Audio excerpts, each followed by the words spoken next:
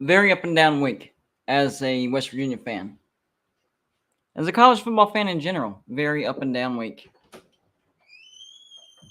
It looks like this season is going to be a wash, but the potential future looks like it could be really, really good. That's what we're hoping, anyways. We're hoping that the future of West Virginia is going to be not Neil Brown. That's the bottom line. We don't need him anymore. So,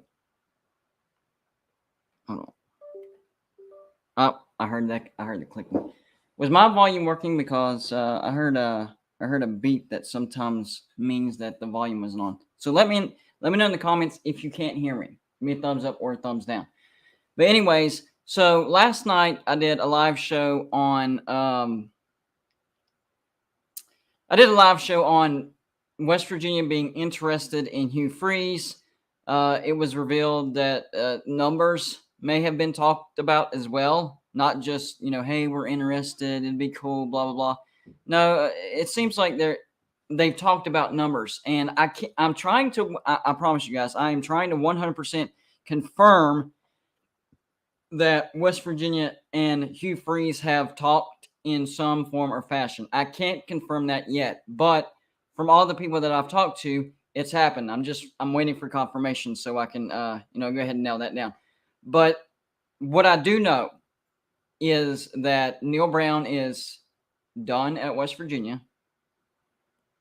That from what I'm hearing, he's actually accepted his fate. He's not fighting it. I'm not sure if they're in the negotiation phase of the buyout yet or not. That could be what they're talking about now. What I am hearing is that he's probably going to coach through the rest of the year unless, well, I don't know how that would work out with Hugh Freeze because he already coaches at Liberty. I'm not sure if that would cross any lines. I'm confident that Neil Brown is going to finish out the season at West Virginia, which is not good for this season. But getting Hugh Freeze after Neil Brown would be amazing. I think that should be our number one goal is to get Hugh Freeze. I think we need to try to get him as fast as possible because there are going to be other teams that fire their head coach, and the biggest glaring one is Auburn. And all the Auburn sources and fans and outlets that I'm seeing and that I've talked to through messages are saying that Auburn is 100% interested in Hugh Freeze. He's familiar with that area. Remember, he coached at Ole Miss. Yes, he did some shady stuff, but he's familiar with the Plains. He knows how to recruit over there. So, in their heads, that's a perfect fit. I think the biggest question is, what does Hugh Freeze want? Because, yes, he would get paid a lot more money at Auburn than West Virginia, but way more stress. At Auburn, they want to be in the playoffs and get to a national championship, I would say within 3 to 4 years. That's a lot of stress, especially with what Brian Harsin will be leaving. Honestly, there's a lot of hires that I see out there that I'm like, why? Why did they hire that coach? Brian Harsin in Auburn never made any sense to me. I was like, what are they doing? Why did they hire him? He had mediocre seasons at Boise State, and Boise State was actually doing great before Brian Harsin. Now, they didn't do bad. They did okay, but he wasn't like dominating the Mountain West and going undefeated and having Boise State sniffing the playoffs, stuff like that. He was doing okay, having 8, 9, 10 win seasons, doing okay. Nothing shouted out, this would be a great head coach for Auburn. So I never understood the hire there, especially firing Gus Malzahn, who never had a losing season at Auburn, took them to a national championship. They didn't win it, but took them to a national championship. So he's fired, and you bring in some of this stuff doesn't make sense. Even the Texas thing, they fire Tom Herman and bring in Steve Sarkisian. In what world does that make sense, guys? I don't know. What are some of these institutions thinking? And Florida hiring Billy Napier was a big head scratcher too. Why? With brands that big, especially in the SEC, you would think that they would go after coaches that have had sustained success in Power 5 conferences. So some of these hires, I'm just like, I don't know about that. I'm just not sure. Now, I will say this. Back whenever West Virginia hired Neil Brown, it actually did seem like a good hire because people forget about this, but Neil Brown was at the top of the list when it came to hiring coaches from a Group of 5 conference. His name was on fire at the time West Virginia hired him. So it wasn't a bad hire, but the extension was a terrible decision by Shane Lyons. And I talked about that yesterday, how teams have extended their coaches after one successful year, and it's come back to bite most of them. I would say at least 75% of them. Look at Michigan State and Mel Tucker. Not looking good. Look at Florida whenever they extended Dan Mullen after 2020. They fired him the next year. I think Ed Orgeron was in the same situation in LSU. Teams have got to stop doing that. That makes no sense. All right, so last night was supposed to be a collaboration with the Voice of Motown. He had some scheduling issues, so he's going to come on tomorrow. And since usually on Tuesdays I do a join-in show, and we weren't able to do that because I thought we were going to have Brad Smith, and we're supposed to have him tomorrow. Tonight, we will do a join-in show. Joey's in the chat. He's going to – these stupid gnats are getting on my nerves. Joey's going to drop the link, the StreamYard link. All you have to do is click the link. When you're in the background, make sure to show your face. That way we know you're not some kind of weirdo or robot. And then when we put you on the screen, you can take your face off the screen when we put you on. I know some people aren't comfortable being on camera, but we do need to see your face in the background. So keep that in mind. And if you haven't, please hit the like button. Those likes really help the video grow, even if you don't like me or West Virginia or anything I'm talking about.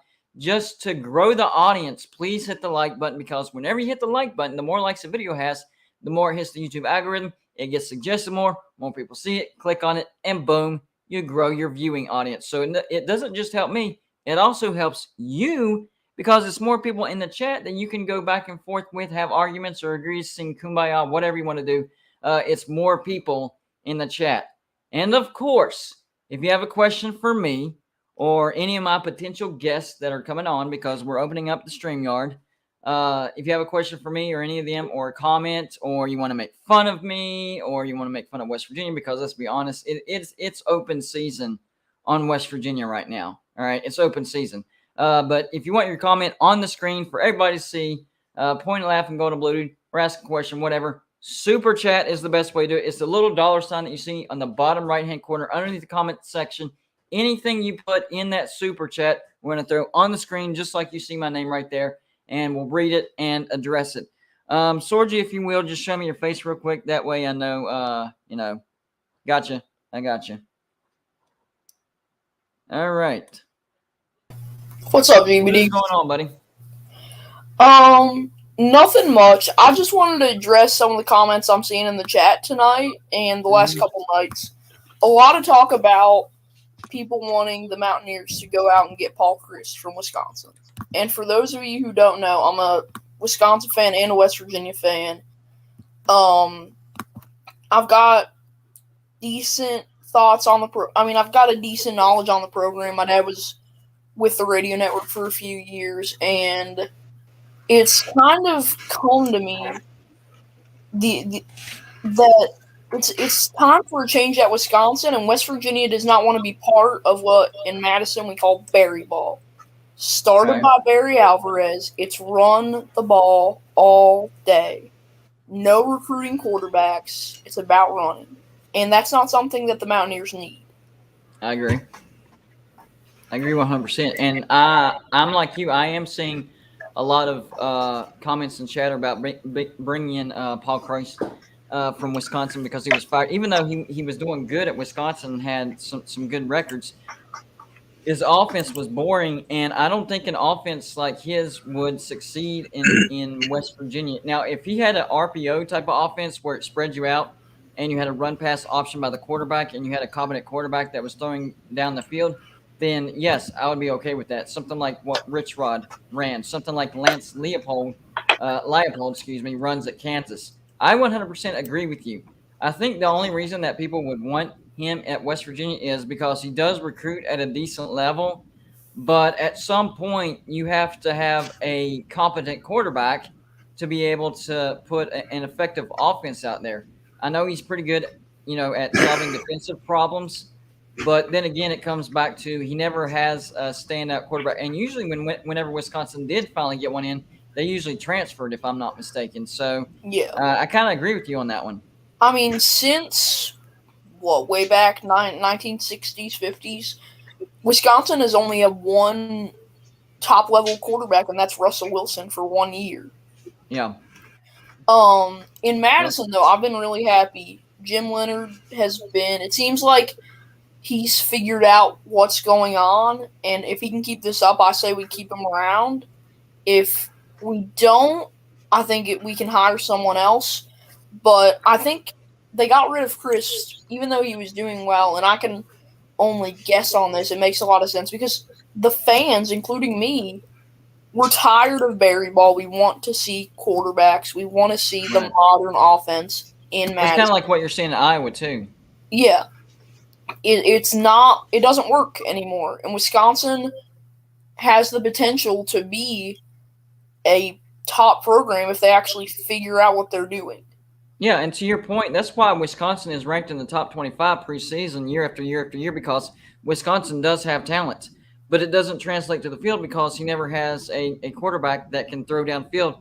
And Wisconsin is one dimensional. Great defense. He puts out competent defenses year after year, but the offense is one dimensional. And for a team that's trying to rebuild, you can't have an offense like that. West Virginia guy, thank you for the donation, says if Neil Brown resigns, do they still have to pay the buyout? That's a good question, and it's a very important question because didn't Neil Brown say that he would resign if things weren't working out? I don't know what time frame he gave or exactly when he said it, but it wasn't that long ago. I think maybe last year or at the end of or at the beginning of 2020, something like that, that if it didn't work out, that he would actually resign. Now, would West Virginia still own the buyout? That's a good question, Joey. No, I'm not sure. they would I'm not. sure. If he resigned, no. The thing about it is, Okay. if he quits for another job, he would go to the university. Right. But now, just resigning, if he wanted to resign like he said he would do if he couldn't be successful, they would probably just work it out to where, no money was exchanged and he would just go on his merry way. That's how Right. I feel it would happen. But at the same time, if he quits for another job, then yeah, you would know he would owe West Virginia money. If they Right. fire him, they owe him money. So if they can come to a mutual agreement, which, just like you said, from what I've understood from people that I've talked to and stuff, he's cooperating and he's fine with everything. He understands that we're not moving forward as a program. So, it sounds like that they're coming to some kind of agreement, and he's just Yeah. kind of staying on coaching until they find somebody else. That's what it sounds like to me. But Yeah. So my question is because I thought I remembered him saying that, and then I heard it from a bunch of people. So my question is, now it's going to come down to is he a man of his word? Because he did say that, and we can all clearly see it's not working out. Is he going to be a man of his word? That's the $1 million one thing question. about That's Neil the Brown $16 million is question right now. 16 and a you can half million talk dollar about question. you can talk about Neil Brown's coaching, but you sure can't talk about his character. Neil Brown has a lot of character. He projects himself well for West Virginia University. He's been a good steward of West Virginia University, and Right. so I think that if he said that, which a lot of people have said it as well, like you say, if he did say that, I think he would hold himself accountable, and he would come forward and resign and be okay with it.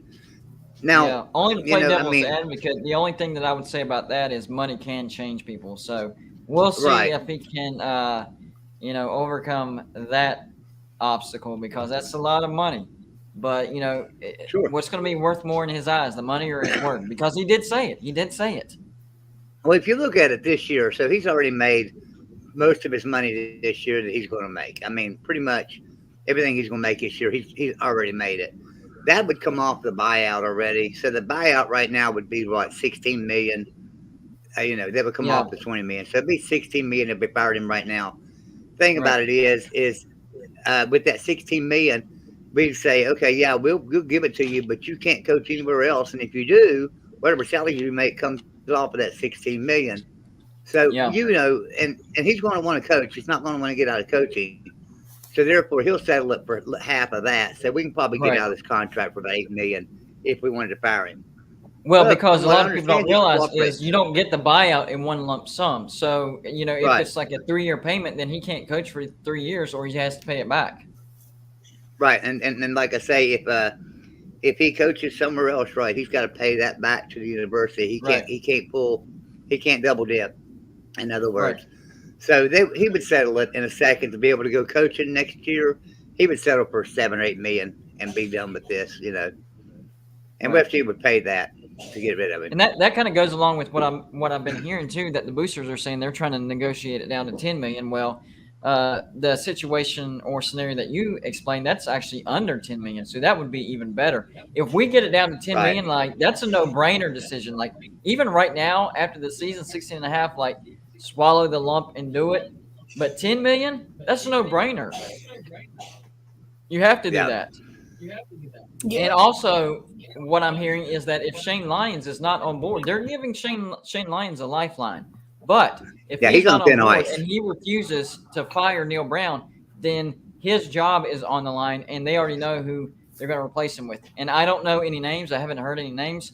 But from what I'm hearing, they're going to give him a chance to be on board with that. And if he's not, he'll get fired, and they know that, and they know who he'll be replaced by. That's my understanding. Yeah.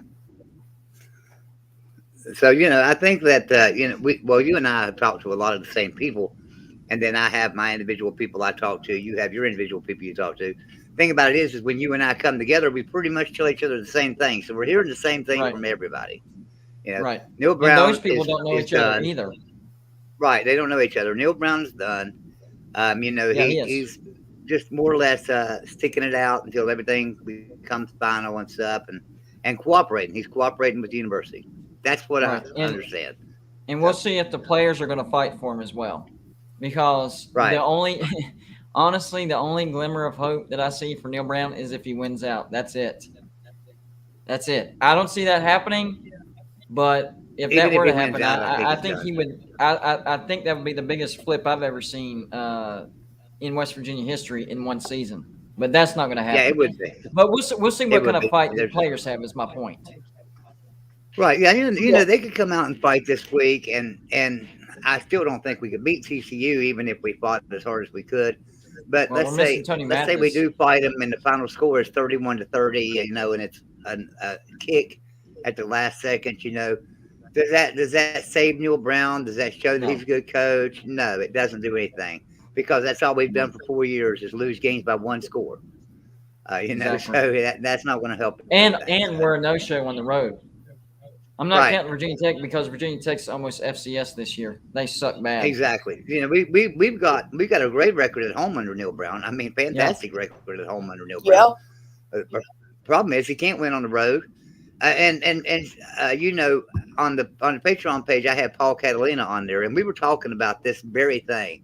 And Paul Catalina said, Joey, it's like this. Neil Brown's a great coach.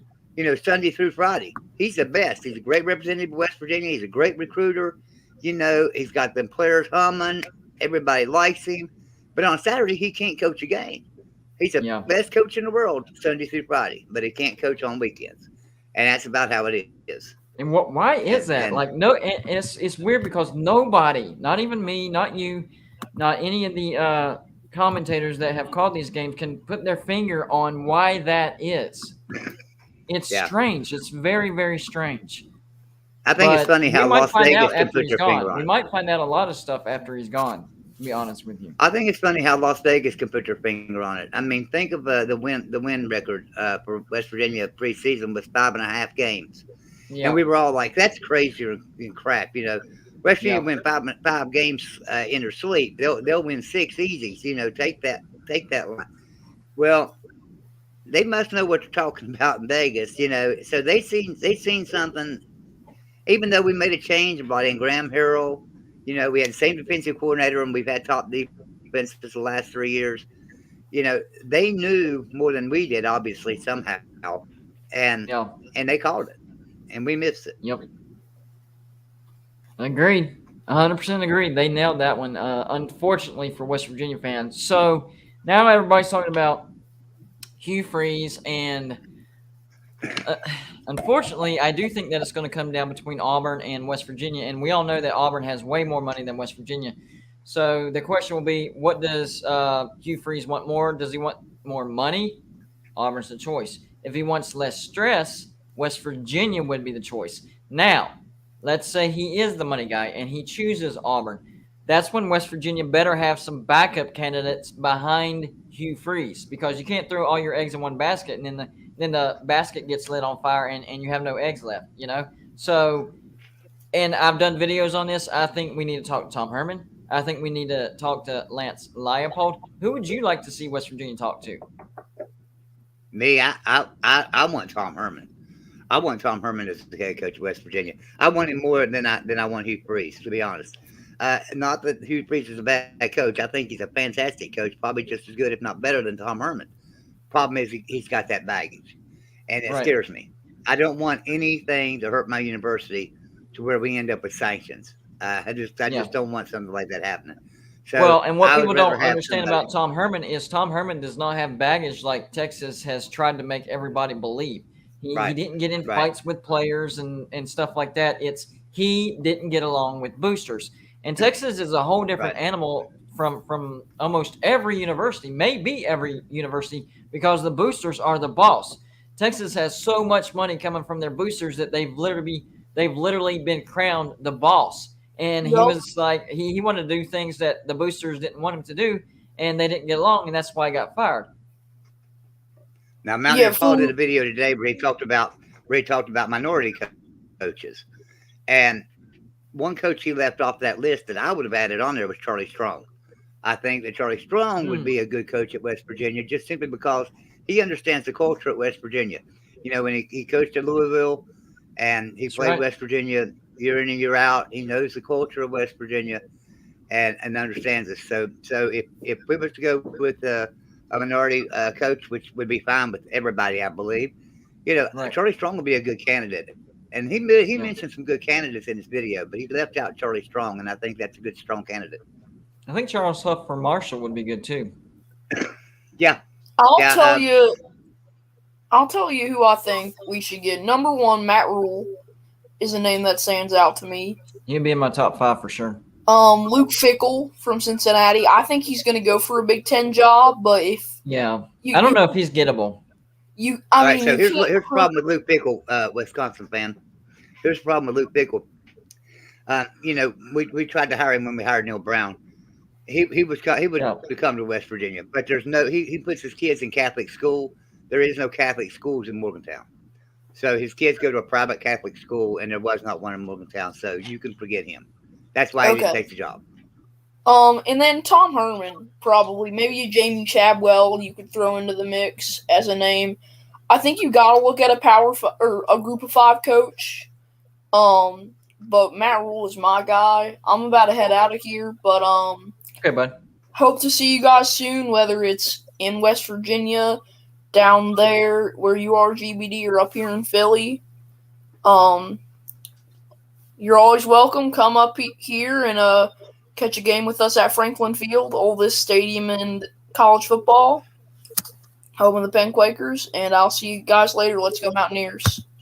All right, bud. All right, Appreciate it. man. We'll Yeah. definitely, if we can make it And happen, we will definitely make it let me happen. let me rephrase something.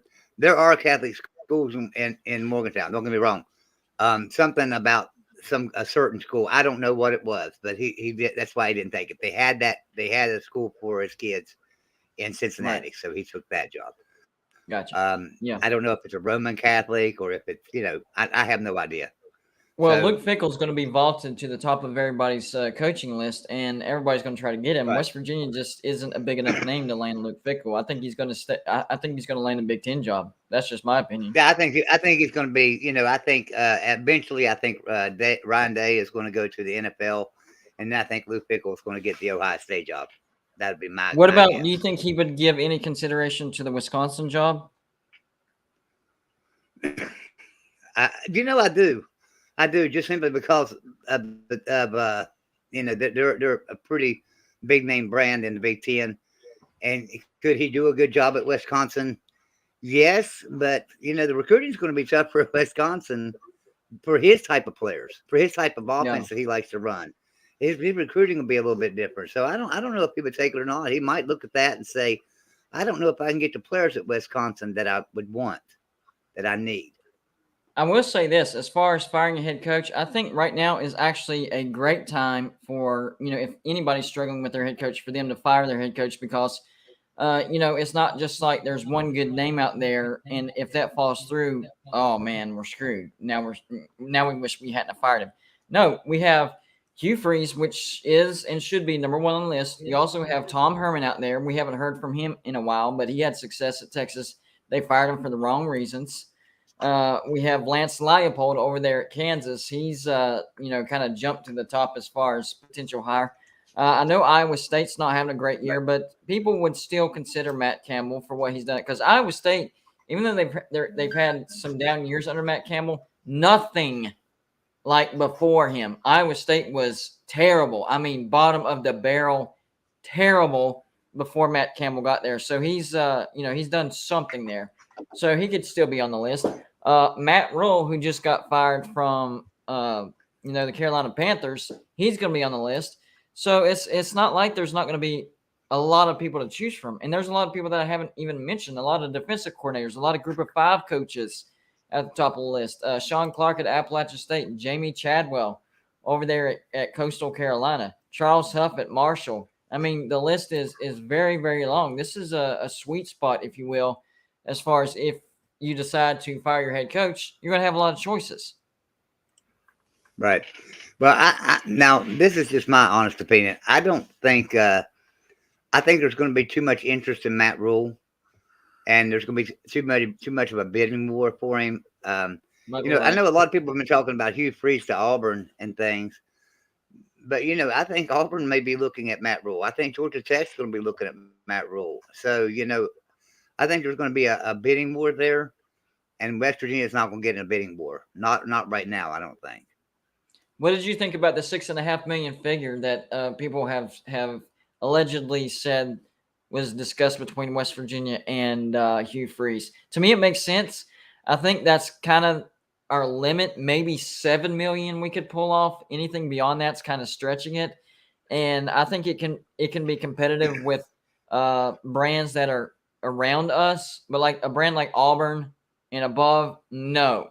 But I think that's a good number for Hugh Freeze, and I think it makes it very tempting. It's a lot more than what we're paying Neil Brown, even after his extension and raise. And I think the environment of being less stressful than Auburn, this could be a good situation for Hugh Freeze if he chooses West Virginia. Yeah. Now, Hugh Freeze, he's gonna.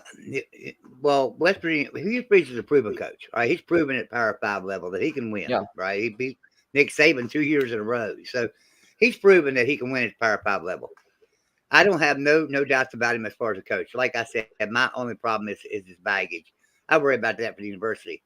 That's why I would go after Tom Herman. Now, in saying that, a lot of people say, well, you can't afford to get Tom Herman either. Yeah, Tom Herman would come to West Virginia for the money if we was to offer him $6 or $7 million a year as well. Yeah.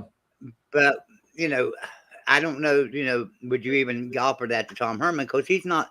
Now, he's proven at the Power 5 level that he can win, but maybe not as good as Hugh Freeze has.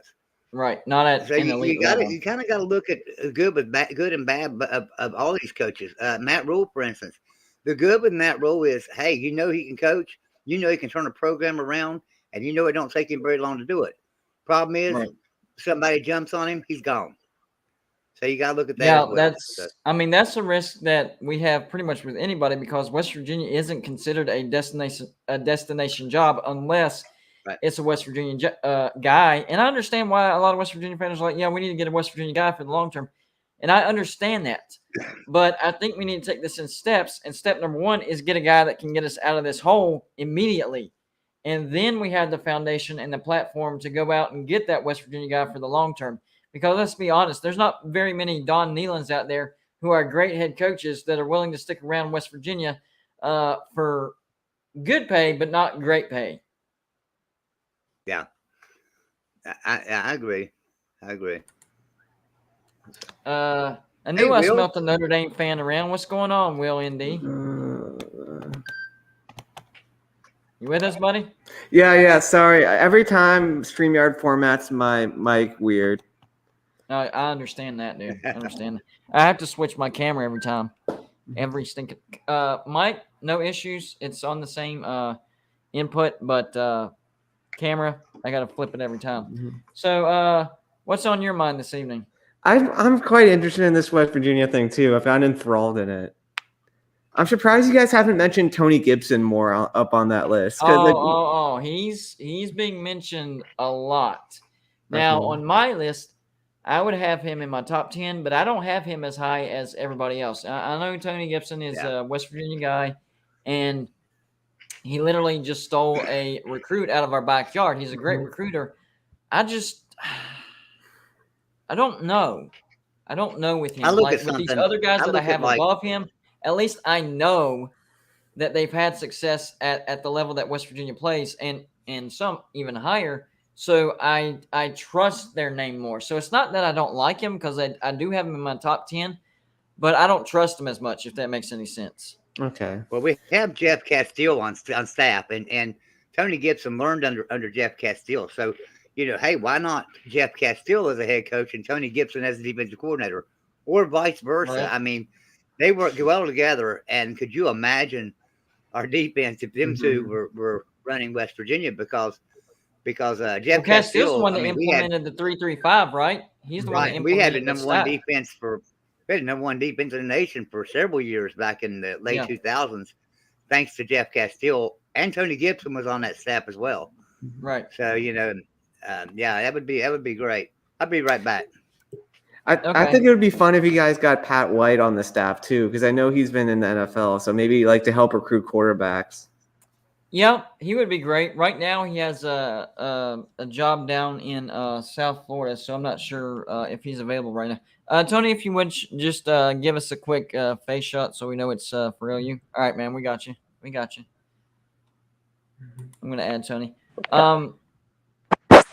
Did you want to add anything to West Virginia conversation? Because I want to talk about the second video that I did as well, but I wanted everybody to get their comments in on the West Virginia thing first. Me, what worries me is I'm not sure. What scares me about the Hugh Freeze hiring, I'm coming from the perspective of a. You need to turn your volume up, Tony. You're a little low. Can you hear me now? You sound good now. Well, what scares me about the Hugh Freeze hiring is I don't know if his issues are going to crop up again where he remember, was it Ole Miss or? Yeah, it was Ole Miss. I said I brought that up yesterday, and about 80% of what happened over there is covered under the NIL, but the 20% is a big deal, and that's the prostitutes that he called and stuff like that. But it does seem like that, he's kind of minded his P's and Q's while he's been at Liberty. So I think he's done his time, and he at least deserves a chance. Now, if he would have slipped up again at Liberty, then I would have said no. He's proven time and time again he's going to keep doing the same thing over and over. But it seems like he's been pretty clean over there at Liberty. And like I said earlier, about 80% of what he did do at Ole Miss covered under NIL now. No, that's what I'm saying. It was covered under the NIL when it was passed, but it was illegal when he did it. Right, except for the call girls. Yeah, no. And for you guys, who would you want on the staff? Like for your OC, would you guys want veteran guys, or would you guys want Dana Holgerson, offensive coordinator Dana Holgerson? I know everybody's probably swallowed their tongue on that one, but I'm telling you right now, Dana Holgerson is a terrible head coach, but he is an offensive genius. How about this? How about one of these guys from? How about one of the young guys that come from Mike Leach's tree and stuff like that? Like a guy like. Well, yeah, I think anybody off the branch of that tree would be pretty good. How about Clay Hilton? How about Clay Hilton as one of your position coaches? Yeah, I would be good with him. Not as a head coach, but offensive coordinator, absolutely. Bill O'Brien, I'd be good with him too. I don't know, man. Bama fans really don't like Bill O'Brien's play calling. Would you still want him at West Virginia though? I think I think I would want Bill O'Brien. I know, I've heard some complaints, but I've also heard some high praises whenever they had a great offense. So I think that just comes with the ups and downs of the years at Alabama. I think he would be a good offensive coordinator at West Virginia. Who would you So want let me as ask your you a question here. What would y'all think of this scenario? Let's say West Virginia hires Hugh Freeze as the head coach. What would y'all think about Rich Rod returning as maybe an offensive coordinator? I'd be fine. I'd be fine with Rich Rod as a head coach. Well, I would too. I would too. I mean, I don't think he could do what he did before. I don't see repeat status there at all. But I think if you return him as a head coach and work him into the program again, easy, West Virginia would finally. Would Charlie? I have a question. Is Charlie Weiss too far removed from the sport to bring him back? I wouldn't want him. Oh no! Oh my God! Did you say that just for me, Tony? That would be taking a massive step backwards.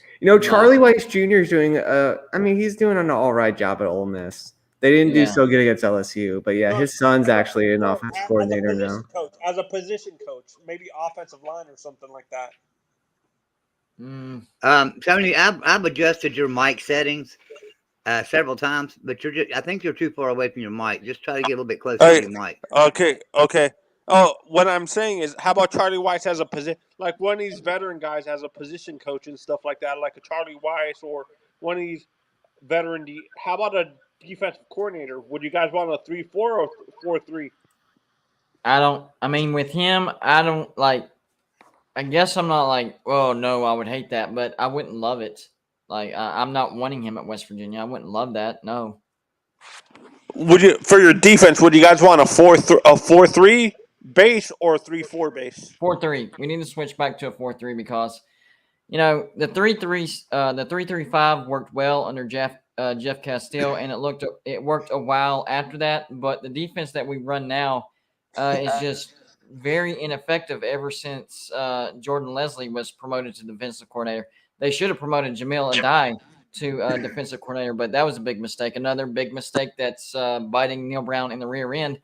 But I would like to see West Virginia at a 4-3 because if you look at how we've actually recruited better on the defensive line than we have at linebackers. So, why not play to your strength? If we were think about this. If we were a 4-3 defense, would we have been able to keep Hakeem Mesidor? I think there's an argument there if we would be in a 4-3. Yeah, but look at I push back. I push back on that a little bit. Look at what's happening with him at Miami with our Kevin Steele. He runs the same defense, and it seems like he's not producing. No, he's producing. Well, I told y'all that Hakeem before the Mesidor's season. having a pretty good year over there at Miami. I told Miami fans that before the season. He's having good stats over there. I said that I thought that Kevin Steele was a terrible hire for Miami. I thought he was, and it's proven to be right. I mean, he was a horrible hire. There was a reason he was fired from Clemson, and all you got to do is remember 70-33, and how West Virginia just exposed that defense. That's all anybody's got to do right now. Just you can use that same philosophy today that West Virginia used in 2012, and expose that defense because it's virtually unchanged. Well, his defense has no side-to-side movement. They play a lot of zone, and they will man up on the receivers. But so if you use movement, that's why the sweeps killed them in the Orange Bowl, because he doesn't run a defense that can move lateral, and that's what kills them. And for me, this is why the hire is great. The linebackers coach, that's a former defense. Charlie Strong was a good hire to me. Because I think Charlie Strong would be a good hire, not Charlie Weiss. No, that's what I'm saying. I think that's why that was a good hire for Miami, having Charlie Strong as a linebackers coach. To be honest, I think that's what you guys should do, like Miami is doing. Hire an experienced defensive coordinator, and maybe hire a former defensive coordinator as your linebackers coach and stuff like that. Well, what y'all should do is fire Kevin Steele. and put Jamel Adai in as your defensive coordinator, and you might have a defense. To be honest, Tony, I don't know what's going on with your mic, but somc you're really really low, and then sometimes no. You know what it is? iPad. I'm sorry, dude. My iPad microphones can be very inaccurate when it comes to the sound. Can you hear me now, or am I still far? Yeah, I mean that sounds right there. That sounds good. You sound right there. Yeah. Well, I wanted to ask y'all a question. So, what do y'all think about the type of videos that I put out today? That number one, less than a 1% chance of happening, but it was based upon a suggestion by one of my subscribers, and it's the type of video where I had to do a lot of figuring out to see who would fit where to make this particular scenario work out. Because I'm telling you, I had to cut in the middle of that video at least 3 times because the way that I had it arranged didn't make sense. And because, okay, for today's video, what I had to do is I had to bring the AAC up to power status, but not knock any of the other power conferences out of power status. So I had to give them enough brands to lift them up into the power conferences, but not take too much away from the Pac-12, the Big 12, and the ACC, so they could stay in the power conference. I know that'll never happen, and it's kind of la-la land, but I think it's pretty fun to do videos like that. What did y'all think about that one? I thought it was interesting because I watched that video I was really intent on watching that video and seeing what scenario you came up with, because when that suggestion came in from one of the subscribers, I told you, I said, that's probably the best video idea we've ever had, because everybody's talked about, hey, reducing it to 3 or 4 conferences, but nobody's talking about increasing it to 6. And I thought that was a really interesting perspective on that. I liked the way you did it. And the thing about it is I sat here and watched that video, and I was sitting there thinking, I could see you sitting at your desk with pen and paper in hand, and how many scratch outs you must have had on your pen and paper. And you had to sit there for hours and go through that. I mean, that did take you a lot of research to figure it out. Yeah. I mean, yeah. So, I mean, that was a hard video to make. And come up with. That was a good job. It was challenging. It was challenging. But see, I'm having fun. So it wasn't like, oh man, it wasn't like I was stressed or anything like that. Like I was having, but whenever it wouldn't work out, I'm like, all right, I need to switch that around. And it probably took me 3 tries to get it the way it was. So I guess I'm asking what y'all thought of the actual outcome. I think it can happen. Yeah. See that? I'm glad you said that, because okay, I don't think it's going to happen, but I wanted to present the scenario and the outcome in a way to where it made sense. Where somebody that would be totally that'll never happen. By the end of the video, they're like, "Holy crap! Could that happen? Wait a minute." Make people rethink what they know. I think there's like a way that some of those schools can get up, like they can get better because of NIL. Right. I really think that NIL can really make these programs into, not blue bloods, but like at least to like a New Year's Six bowl level. Right. More of these schools, and that they can compete. So the video that I'm talking about, that some may know what I'm talking about and some don't, because I'm seeing in the chat that some haven't seen it, is so somebody suggested on one of my videos, hey, why don't you talk about a scenario where one of the group of 5 conferences could be promoted to a power conference. Now, the subscriber that made that comment, they kind of leaned towards the Sun Belt and created a scenario towards the Sun Belt.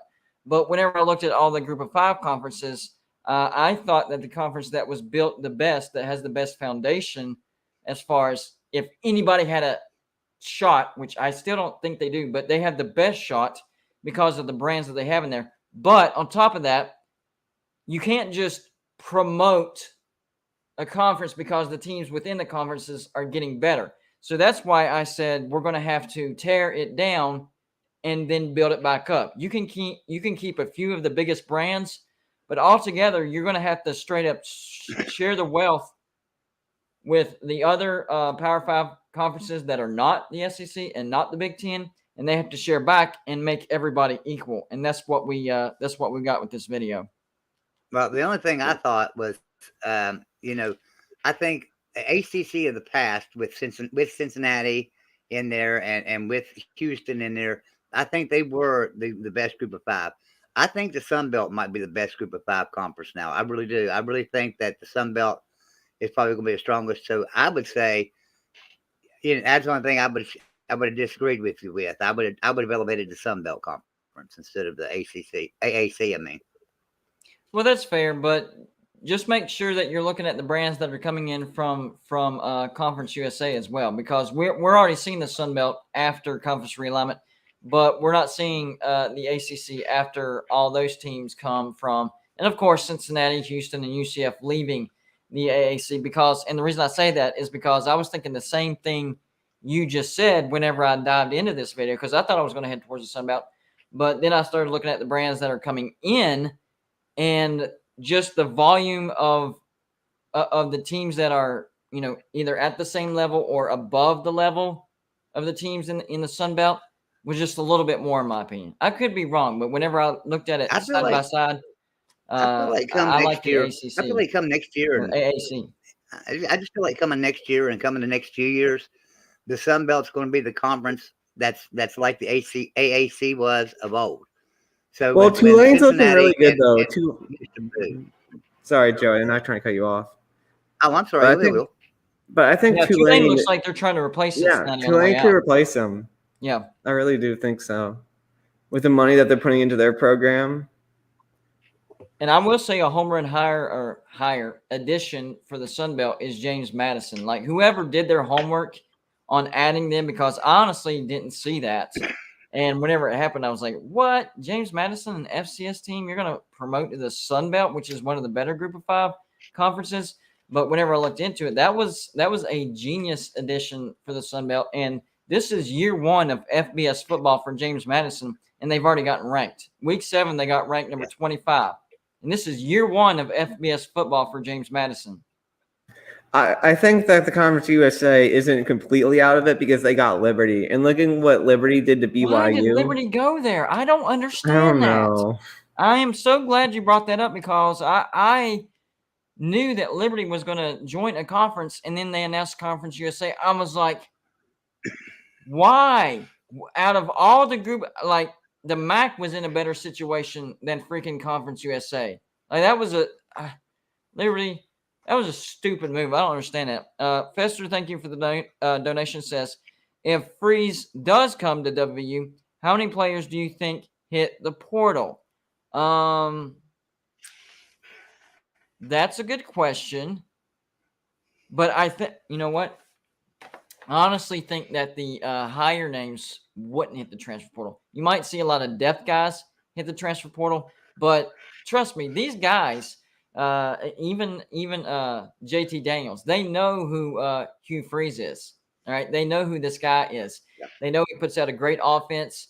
The defense isn't bad either. So I think, I mean, there's going to be players that hit the portal, but I think there's going to be more players stay than people realize, because they know who this guy is. And I honestly see, the purpose of these players is to have success, raise their NFL stock, make money in college football through the NIL whenever they can. And I think Hugh Freeze checks every single box of those high-profile athletes. Let me ask you a question. There's another name that I've seen floating around, a lot of people talking about it. What about Art Browse? Does he deserve another shot? And what would you think about Art Browse? I'd want somebody else to take that first step first. What do you think, bringing him in as an offensive coordinator under maybe Hugh Freeze or something? I don't know. I don't want to be the first school to give him a chance, because that could backfire big time. That's so sketchy, Joey. It is. But y'all have seen it too. Y'all have seen it. I've seen it in every chat room I go in. Hey, we need Art Browse. Well, you know, there have been pictures of him, not this year, but it was back when we hired Neil Brown, actually, of him at the Morgantown airport, and people were saying, you know, he's meeting with Shane Lyons, which I don't know if they actually met with him, but he was at the Morgantown airport during that time that we hired Neil Brown. So maybe there was some interest back then. I just don't know. I'd like to see somebody else pick him up and just let them take the first hit if something bad goes down. But then if he succeeds there, then it's like, all right, it's safe. He's proven that he's back on the straight and narrow. So, maybe we can take a chance on him now. He is coaching somewhere, isn't he? Division III. Isn't he coaching in Division III somewhere? Yeah, I think it's like the lowest division of college football, something like that. But I'm talking like, in the headlights, in the headlines, like at least group of five. Group of five, Yeah, Power 5, get a job, make sure you keep your nose clean for a couple of years, have success, and then we'll bump you up. And Michael, I agree with you. I think the risk outweighs the reward on him right now, as of right now. I did too. I don't like it at one bit when people are talking about him coming to West Virginia. I'm not saying it should happen. I was just asking because a lot of people have been saying that. Yeah, Urban Meyer's a different story.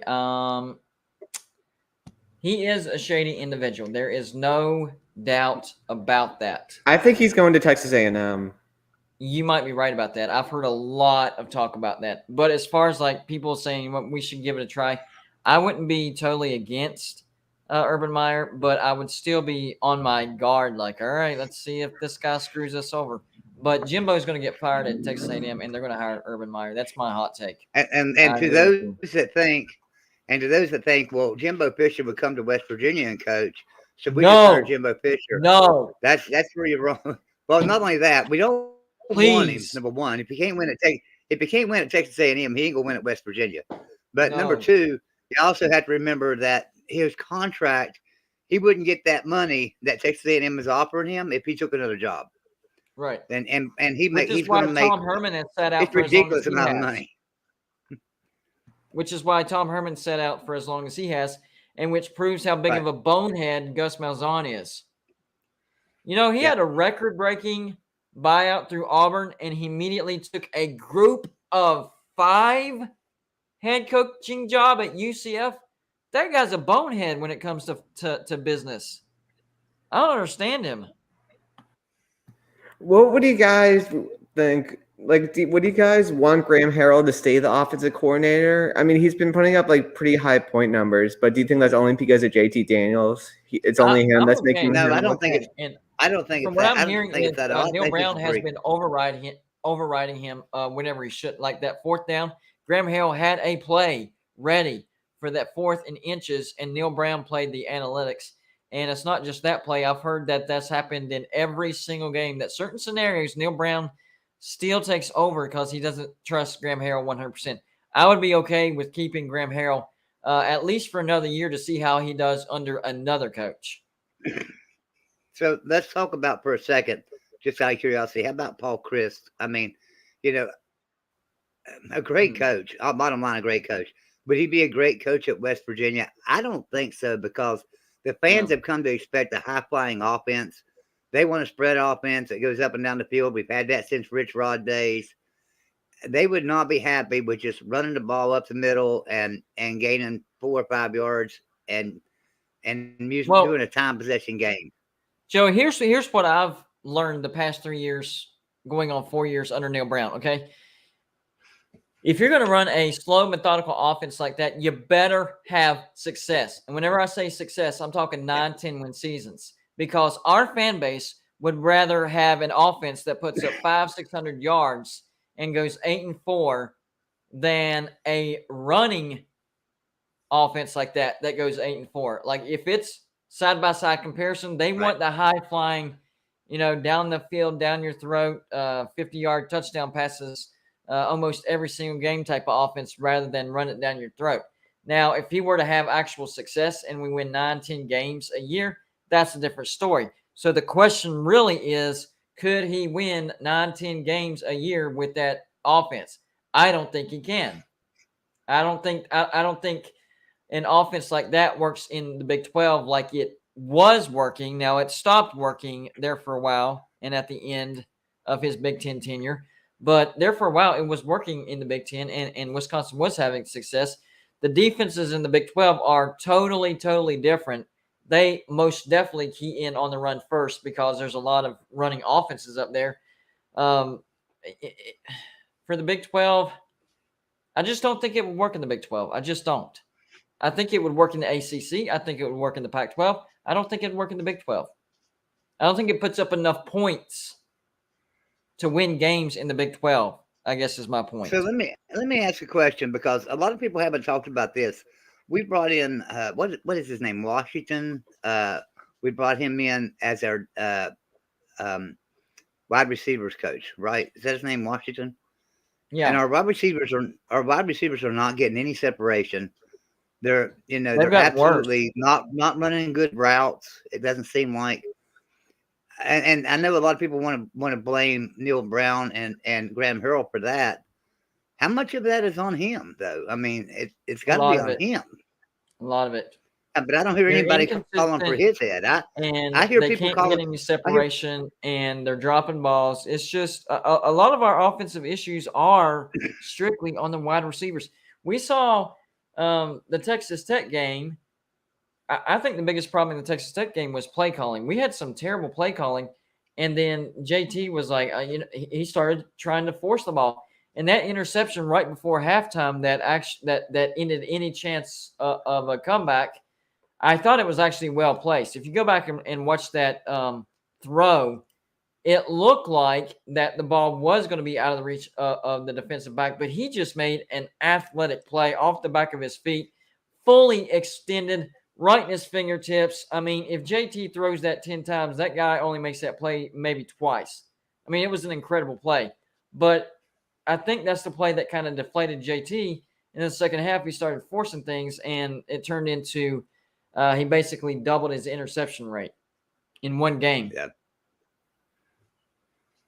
I just wish that our receivers could get a little bit more separation, run a little bit better routes. And you didn't ever read John Wackle's super chat. I'm sorry. Go ahead. Well, you still don't understand what's there to read. I mean, yeah, I don't understand. I don't understand where he's coming from with that. That's a generic comment. I have no idea. We got Eddie. One of us? Hold on. Let me get Eddie on. What's going on, Eddie? Why are you guys ruining JT's life? What's up with that, guys? Come on. No, all kidding aside. No, I agree with you. If I said, hold on. What I said is, if JT doesn't transfer out of West Virginia at the end of the year, then he's insane. He's lost his mind. Yeah, the weird part about that is, I went to the same high school as JT. Nice. I followed him since he was, freshman there, and followed him at USC. Him and Graham Harrell never got along, so it was really weird that he went to follow Graham. I mean, it's well documented that him and Graham didn't get along at USC. That's why, Graham was really into Keaton, even when JT was already the starter. And everyone knew at USC that Graham didn't like running the ball and only ran inside zone. Didn't do any of the innovative stuff that like the high end spread offenses do, which is like the counter plays and the play action. I saw that on this past Texas Tech game for sure. Like, you know what's killing me? He needs to rip out that play, the outside bubble screen. I hate that play. It does nothing. I don't know how many plays we ran in that game, but I would venture to guess that 40% of our plays were bubble screens. Yes, and that's ridiculous. And if you watched when USC was humming offensively under Graham Harrell, it was because they're running fade routes, and USC had 5 stars at all 5 wide receiver positions. I mean, you had Drake London, Amon-Ra St. Brown, and Michael Pittman Jr., all who are starters in the NFL now. And yeah, he looked great running all 9s, but he's not a good offensive coordinator. So he runs too many underneath stuff. I don't understand it, and it's not. If you watch his play calling, whenever he calls an underneath in the middle, that actually works. But he doesn't call enough of that. He likes to call underneath on the outside, and then those stupid bubble screens. You're like, what are you trying to do? Yeah. It's almost like it confuses the wide receivers because they're out there in a confined. It's almost like they're in the telephone booth together. And then that's easy pickings for the defender. I mean, it really is. If you have 3 receivers within a 4-yard radius and they're throwing outside bubble screens, I mean, that's just an interception waiting to happen. I think West Virginia is been in big trouble since they left the Big East. You guys don't have a connection down south anymore. You guys are in a conference with where you have to recruit out of Texas. And, Yeah. I know that you guys were on the right side of history when it came to the Civil War, but, you guys are much more southern, a southeast type, an SEC, ACC, SEC type school than you are a Big 12. So I don't know what you guys do to get back into South Carolina, Florida, when these kids, their next closest, I guess, you guys are going north, right? Your next closest home game starting next year will be in Ohio. So I don't. Yep. You guys are in a bad conference for doing what you guys want to do. So good luck to you. We play Pitt. We play Pitt and Penn State next year, and the Pitt game will be at home, and Penn State I think on the road. Yeah. I mean, you guys need to play down south because again, you guys are more. When the West Virginia was great, it was more of a southern school than Your mic is muffled, Eddie. Your mic is muffled. All right, what's up, guys? Oh no! I didn't want to leave. What's going on, buddy? I didn't want Eddie to leave. I wanted to know. Hold on, Joey. I wanted to know about. John Waffle's in the house. What's up, buddy? Hello. How are you this evening? I'm doing great. We have your super chat on the screen, but I don't know what you were talking about when you said you still don't understand. So here's the thing. You're looking at what do you want for WVU? Do you want 9-4 or playoff? I'm a little confused. Well, we have to I tried to explain it yesterday. Whenever we had Don Nealon, okay. Basically, what it was is we were a good team. Historically, we were actually top 25 in winning percentage because he brought us up to that.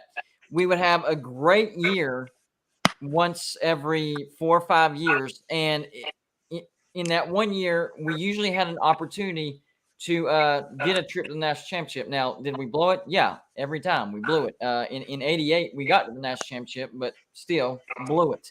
So I want a coach that could at least give West Virginia a chance, a shot to be in the conversation at the end of the year. Not even necessarily make the playoffs, but have hope at the end of the year, 9-win season, 10-win seasons, get to the Big 12 championship, win a Big 12 championship, and just be in the conversation and be relevant.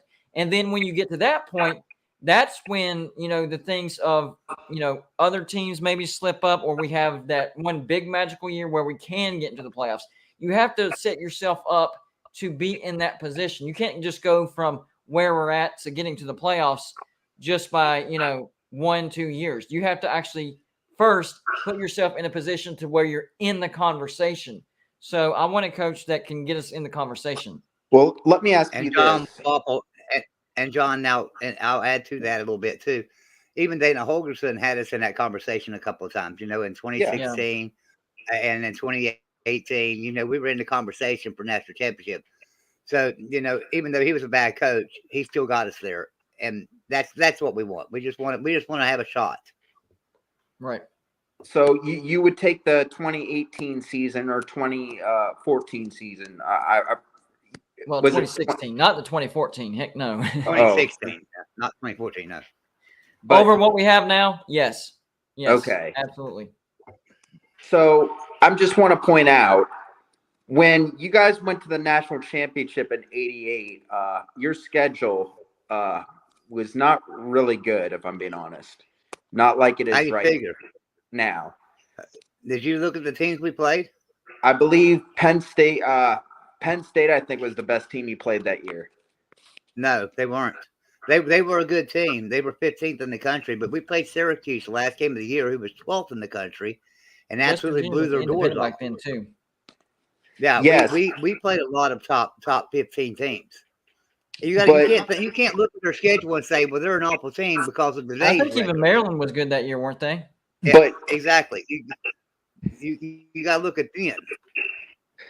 But West Virginia back then was not in the Big 12, so they didn't have to go to Lubbock and play games, and that's a changing point. Right.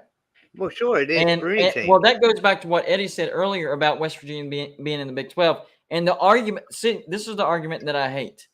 And I'm not talking about you, John. You haven't posed this argument, but a lot of people say, well, The reason why West Virginia is not having success in the Big 12 is because the Big East was basically a Group of 5 conference. Well, that's nonsense. The reason why West Virginia is not having success in the Big 12 compared to the Big East is because we're a fish out of water.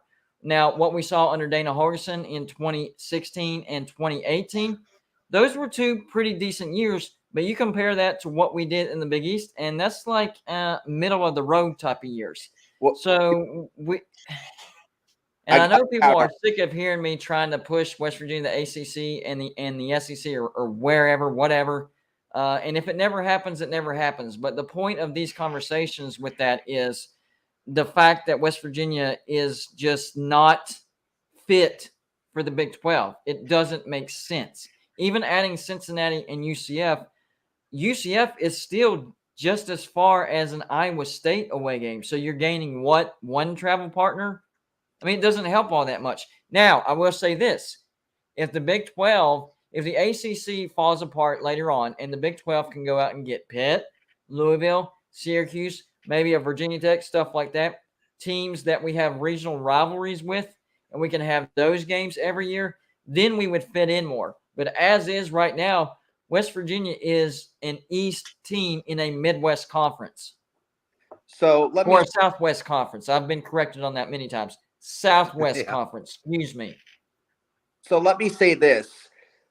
That when you guys were good in the 2000s, the 2000s version of the Big East, I would say, was a major Group of 5 conference because it housed USF and Cincinnati. USF was good back in the Big East back then. Like the teams back then in the Big East, like if you want to say, because they had USF and Louisville and Rutgers and UConn and the list goes on.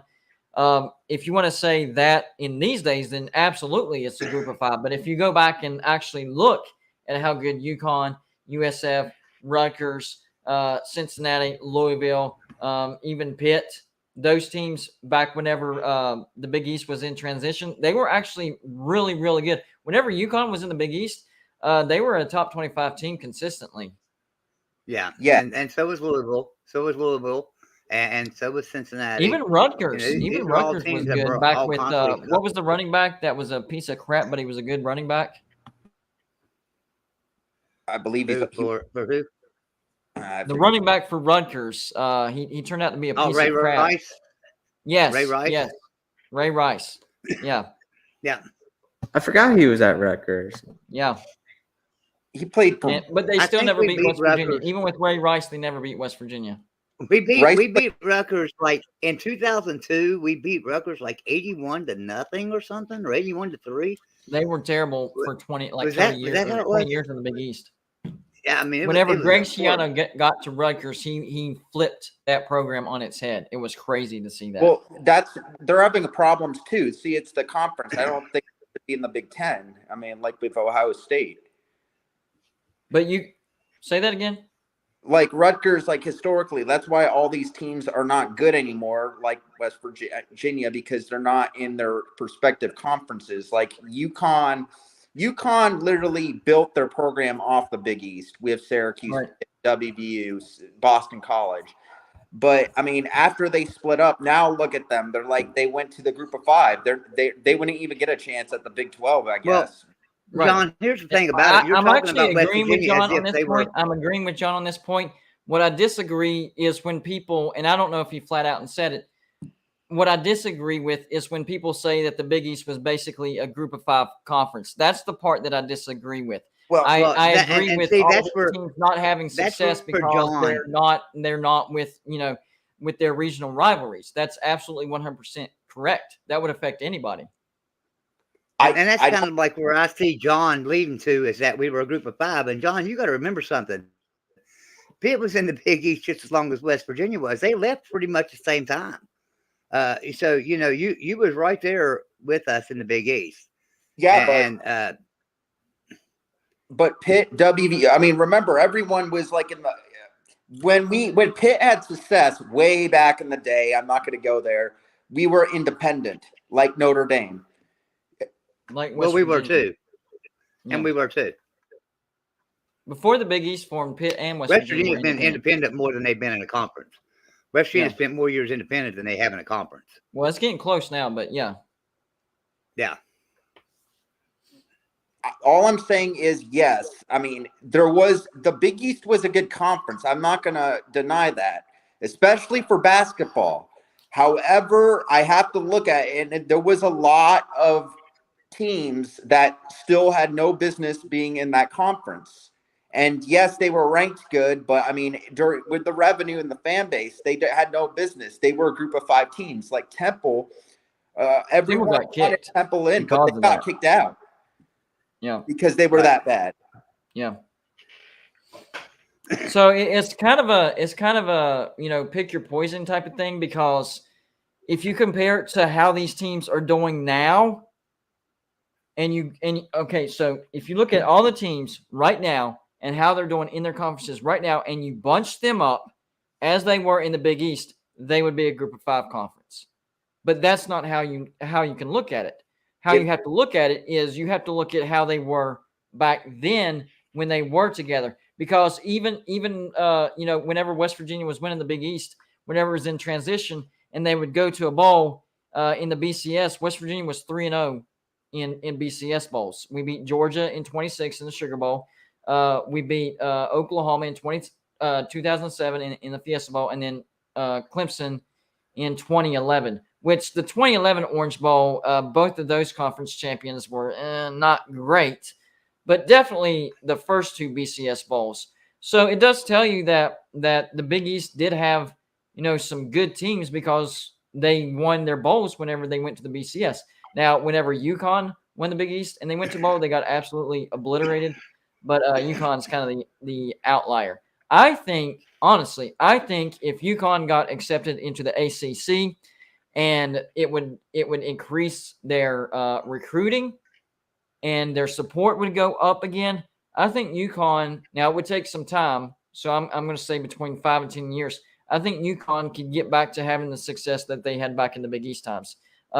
Same thing with West Virginia, except for it would take a shorter amount of time. I don't think it would be going. Another thing you can look at too is like Boston College back in the early 80s, under Flutie and stuff, how good they were and stuff. But then they joined the Big East, and Boston College was not real good in the Big East. They just never were top of the line. It was always early 90s or Miami. Early 90s, they were pretty good. Right. It was always West Virginia and Miami in the Big East. Sometimes a Pitt would come along, but not really. I mean, honestly, to be honest with you, I'm not putting Pitt down. Y'all were a good team. From the 90s. Right, but I'm just saying. That's why throughout the win-loss record during my lifetime, I was born in '82, and counting this year's loss, West Virginia is 18-10 against Pitt with 2 ties. So this hasn't been their stretch as far as having success. Now, maybe they're turning that around because last year they won the ACC. This year they beat West Virginia. So things come in spurts. So it could be.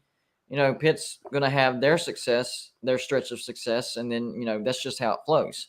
Yeah, I think our athletic department is with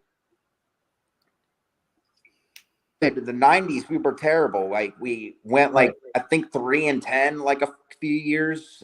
We always got blown out by West Virginia, Syracuse, like everyone. So I mean, yeah. Well, now honestly, if you'll think about this, and this is honestly the truth. From 1980 until West Virginia joined the Big 12 in 2012, West Virginia beat every team in the Big 12 on a consistent basis. We played Missouri, we played Kansas State, we played Oklahoma. We beat those teams. We beat them on a consistent basis. It wasn't like they dominated us. We beat them. We beat every one of them. Even the Fiesta Bowl in 2007, we whooped Oklahoma. Right. So then we go into the Big 12, and all of a sudden you're adding that travel on there, and you add the recruiting on there of having to recruit players. And the recruiting is a hard thing because now all of a sudden you're going to recruit a player from West Virginia that might be a high 4-star athlete, right? But all of a sudden his parents say, well, I can't go watch him play at Texas Tech. I can't afford that plane flight down to Texas Tech. So I don't want him going to West Virginia. I'd rather him play Virginia Tech where I can travel to the games. So we lose to Virginia Tech. So that hurts recruiting.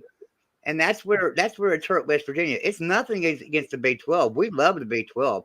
I'd love to stay in the Big 12 if we could recruit for the Big 12. It makes it hard to recruit. If the Big 12 were able to add some teams of the ACC, that's when I would be okay with being an ACC. And you know what's funny? Whenever people talk about the Big East being a Group of Five conference, they forget about the Michael Vick Virginia Techs.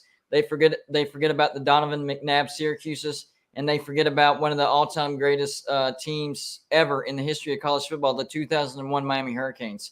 There were some great teams that came out of the Big East. But that was the original Big East. Like I said, there was a drop-off. That's when I believe they added after Boston College. I don't know why Boston College even got the invite to the ACC. Well, they thought they were getting the Boston TV market, but they didn't realize that Boston was a pro sports team. They didn't do their homework on that one. Yeah, but like right after those teams left, like VT, Miami, BC, then they brought in the I think they brought in USF, Louisville. Yeah, Louisville. Yeah. I understand what you're saying, but I think what you're missing is not just the Big East transition, but the transition from the teams that went to the ACC. Miami's never won the ACC. Whenever they got out of the Big East, why is Miami not having success in the ACC? Virginia Tech, they've had some success, and they won the ACC once, but they haven't had that much success. I mean, same thing with Pitt. Y'all won the ACC last year, but overall, not that much success. So we can talk about, how, the original Big East had, Miami, Virginia Tech, Syracuse, Boston College was good at times. Pitt really wasn't back in the 90s. But, we had some strong teams, and they went to the ACC. But whenever that happened, the teams that went to the ACC floundered, and the teams that we replaced them with, like Louisville, UConn, and Rutgers, they actually filled their spot really, really well and had a lot of success. So even after the transition, when those teams left, the teams that took their spot almost had success immediately and were ranked consistently. So it's almost like, I understand that the brands that left were bigger, but the brands that replaced them had just as much success in that set amount of time.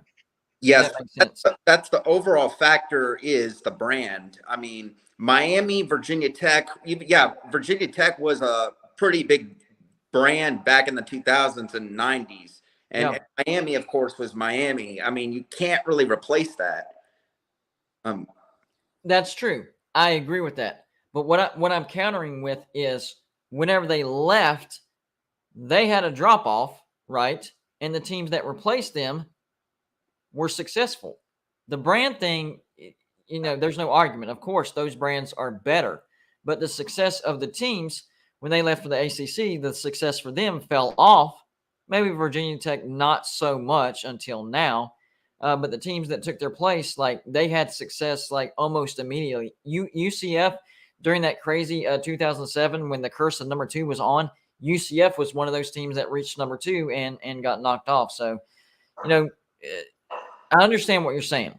The brands that left were basically brands that you can't replace. But if you look at the success of the brands that left versus the brands that took their place, it's like, was there really that much of a fall off whenever they left? Because the brands that took their place, they had success as well. Well, you got to, we have to understand here as well. Yeah, I'm saying that it was a Group of 5 type of conference, but in theoretically, it was still it was still Power 6 or something like that. Right, which is why they were in the rotation of the BCS.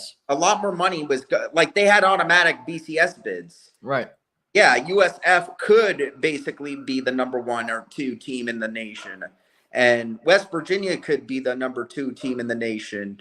And, well, they did for a week. But, they were a national championship caliber conference. I will say that. When the Big East turned into the AAC, they lost a lot of revenue.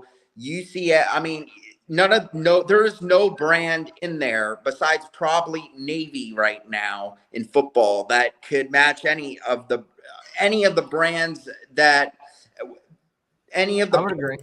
now. I would agree with that. Maybe Like, Memphis, maybe. I mean, and yeah, Louisville and WVU are not big brands, or Pitt and Syracuse. I'll say that. I mean, they're not as big as Miami, but I mean, they were good sized brands for the conference to get a TV revenue for probably, I think, like 10 more years, was it? Right. Well, you know what really helped the Big East was the rivalries and the fact that the fans watched those rivalries. The thing that really the Big East piggybacked off of, and the Backyard Brawl proved it this year whenever they played again. Like it set a record for the largest attendance out of any event in the city of Pittsburgh because those teams love to play each other and the fans love to watch those two teams play. And you know the TV networks see that, man, these regional rivalries are getting massive numbers whenever these two teams play, and it also gets national attention because the rivalries are so high.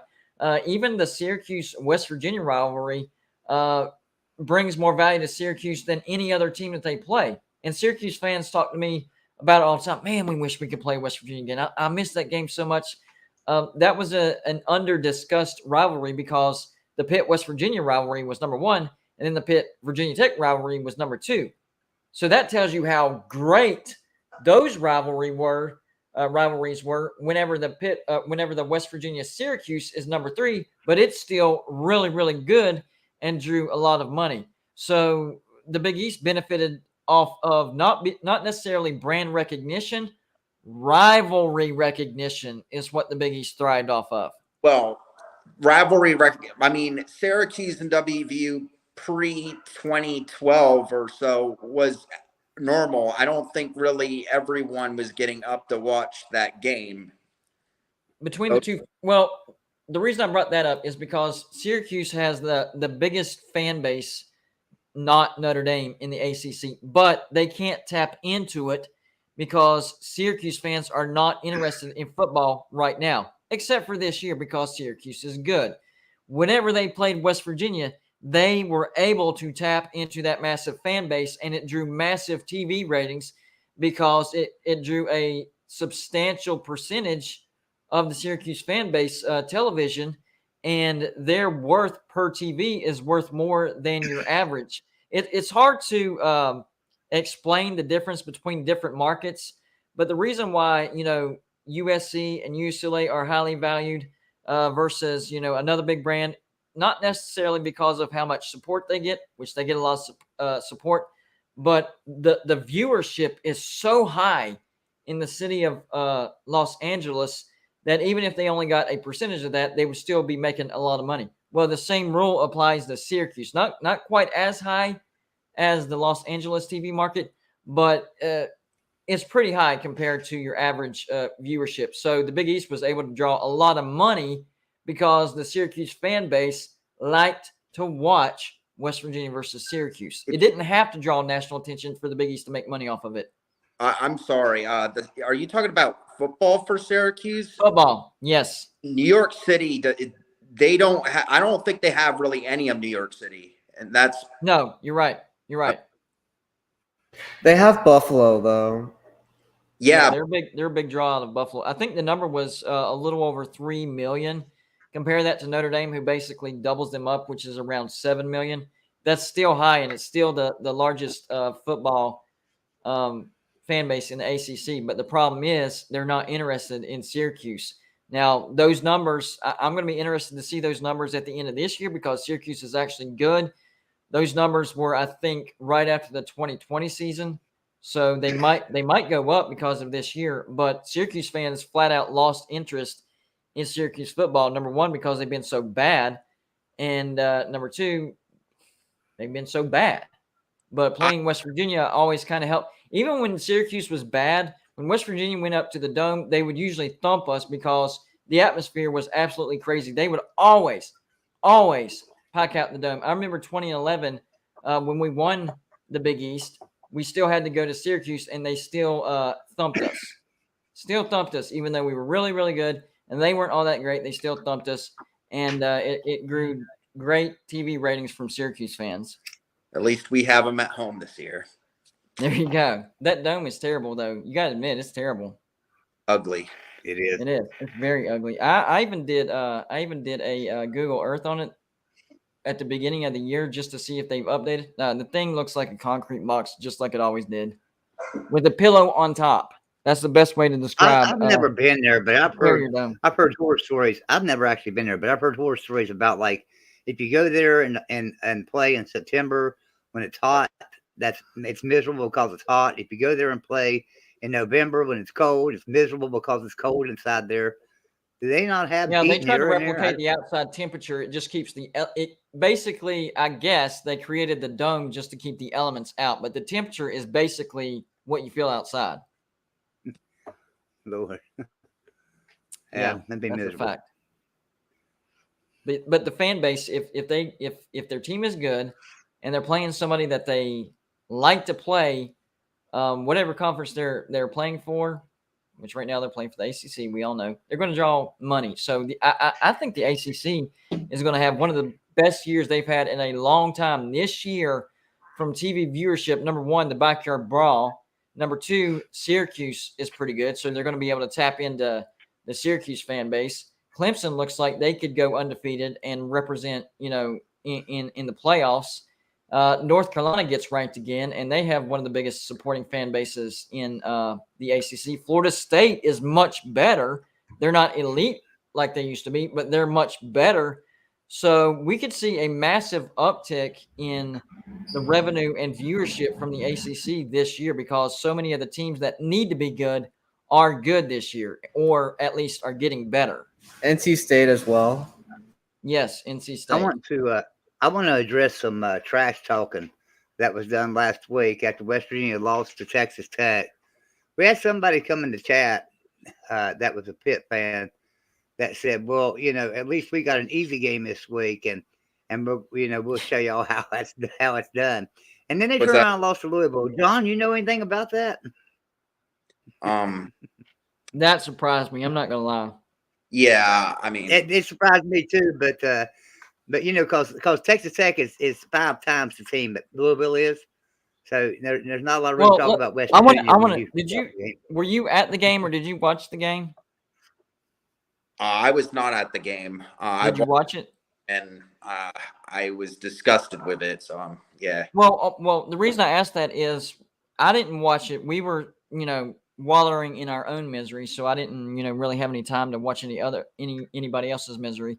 But was it offense or defense that made y'all lose to a terrible Louisville? I would say offense. I mean, Keenan Slovis really lost it in the Tennessee game. I mean, he didn't come back after that injury. I mean, literally, he didn't. Right. I gotcha. So after the injury, basically, he's not the same person. Yeah. And that was something that USC fans had told you early in the year. Remember preseason, y'all were talking about, well, JT Daniels can't stay healthy. And a lot of people were. And USC fans pointed out that Keaton Slovis couldn't stay healthy either. Yeah. But you know what the problem is, Joey? JT Daniels has stayed healthy, and we still suck really, really bad. I know. That's a bad thing. Not good. And I don't think it's JT Daniels' fault. I think JT Daniels is playing great. I really do. I think he had a bad game last week, but you got to look at the receivers. They're not getting any separation. There's absolutely nothing there. There's nowhere to throw the damn ball. And then when you got a wide open tight end standing out there in the flat, and he's wide friggin' open, and you're throwing the ball and it hits him in the hands and falls to the ground. What are you supposed to throw the ball? Your wide receivers are getting separation. That's why he's trying to forcing it because he's like, screw it. I throw it right to them, and these play calls are horrible. I'm going to try to, force it myself. I don't blame him. Well, I was trying to figure out why not put Preston Fox in the game and let's see what he can do. Hell, he don't do nothing but catch a ball. I don't know. Just put him in the game. I would have given JT. The game was in hand. There was no doubt Texas Tech was losing. I would have given JT, or Texas Tech was going to win the game. Excuse me. I would have actually given JT a rest and explained to him, hey, we're not benching you because, we're mad at you or anything like that, but this game is out of hand and we're not going to put you through this misery. Give Nico a quarter of experience. Yeah, that's what they should do with Slovis. I mean, Narduzzi's just I don't know. I mean, like, he's stubborn. He won't do anything. Right. Well, we've got great quarterbacks. We've got some great quarterbacks that are backups. I mean, Green's a great quarterback, and Nico Marchio is a great quarterback.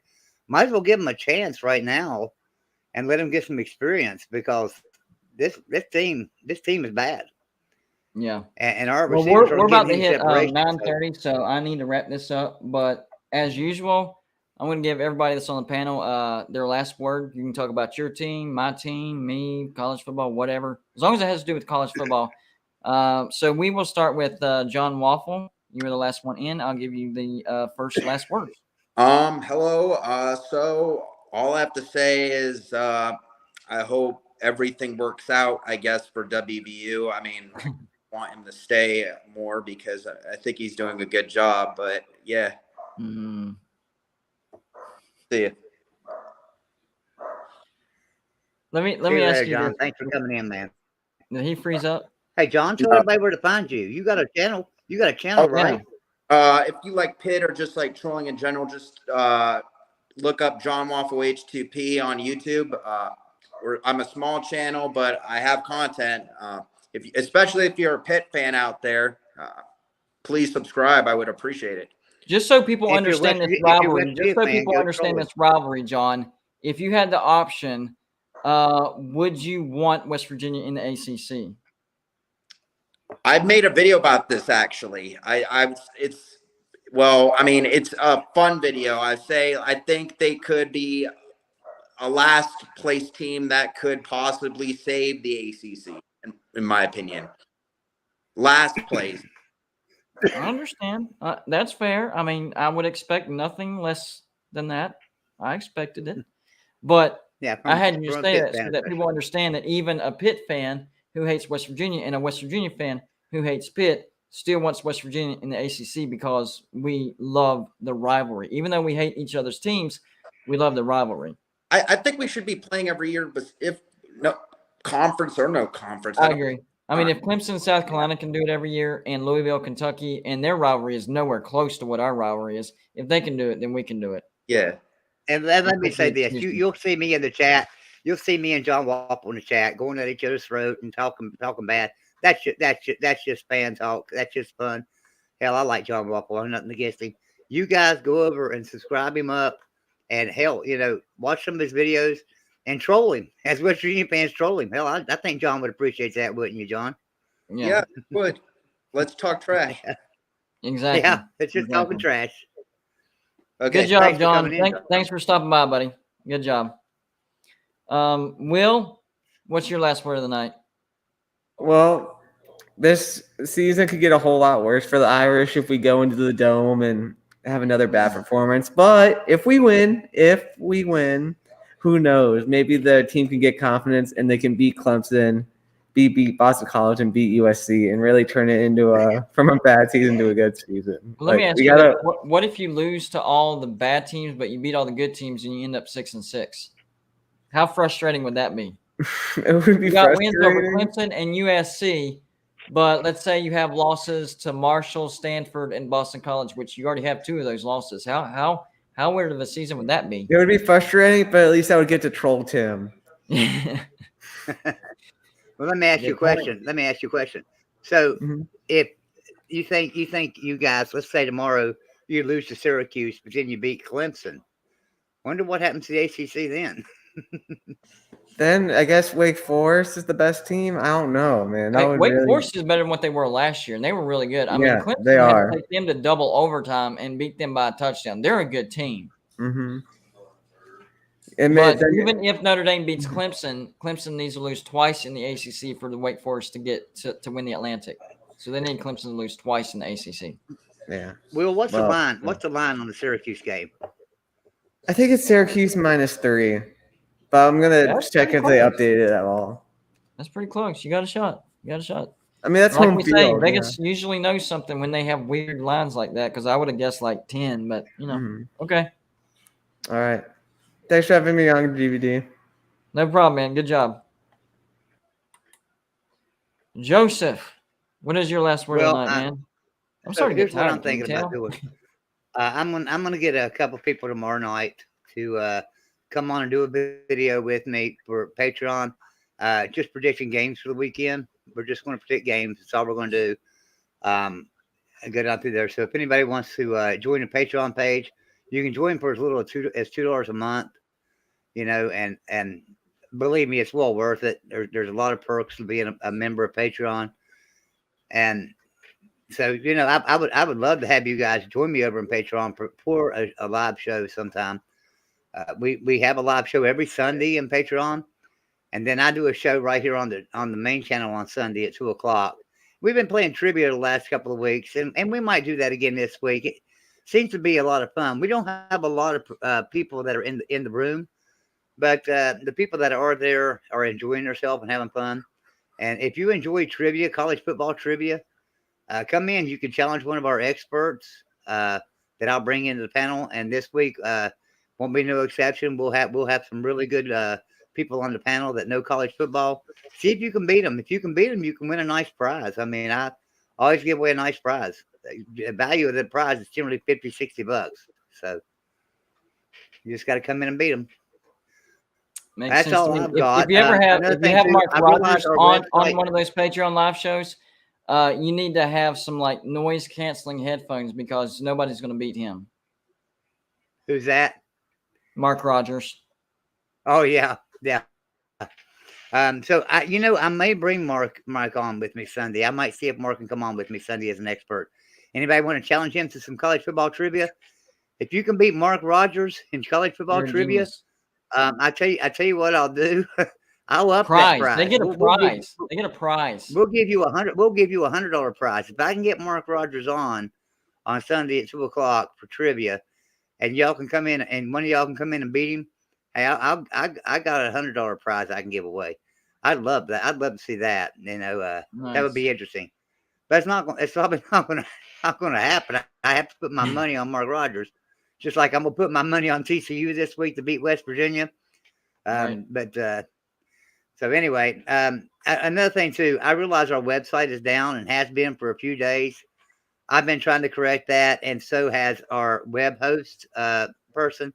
And if you'll notice, Mark Rogers' website's down, my website's down, and a few others. That's because I do all those websites. So, we'll get them back up and going and things. So I apologize for that. But our Substack page is up and running. So just go to Substack.com, search for Golden Blue Dude. We've got some great writers over on Substack, and also you can see some game predictions over there as well. So that's all I got, man. All right, man. Good job. Appreciate you. See you later, bro. See you, bud. I don't know if people can tell, but I'm starting to get tired. And whenever I start getting tired, I start getting, my energy goes down. I'm not as enthusiastic. So that's my body saying, hey, it's time to wrap it up. So we're going to wrap this up. But I hope everybody enjoyed themselves. I hope everybody comes back tomorrow. We're going to be live at 9 p.m. tomorrow because we're doing an escalation schedule. Mondays at 6, Tuesdays at 7, Wednesdays at 8, Thursdays at 9, and Fridays at 10. So, and it's going to be every week, but the days are different, but they're the same every week. So every Monday is going to be 6, every Tuesday 7, every Wednesday 8, every Thursday 9, and every Friday 10. So far, it's working out great. So we're going to stick with that. And hopefully you guys will stick with us. Make sure to hit the like button on the way out. Still helps the video, even though we're not going to be live anymore. If you're not a subscriber, consider hitting the subscribe button. You can always unsubscribe later if you don't like the videos. But hey, at least you're making sure that you're not missing out on something you might like. You never know. So give us a try. Hit the subscribe button, and we'll go from there. Y'all have a good night, and we'll see you tomorrow at 9 o'clock because we're going to be an hour later. And then Friday will be 10 o'clock.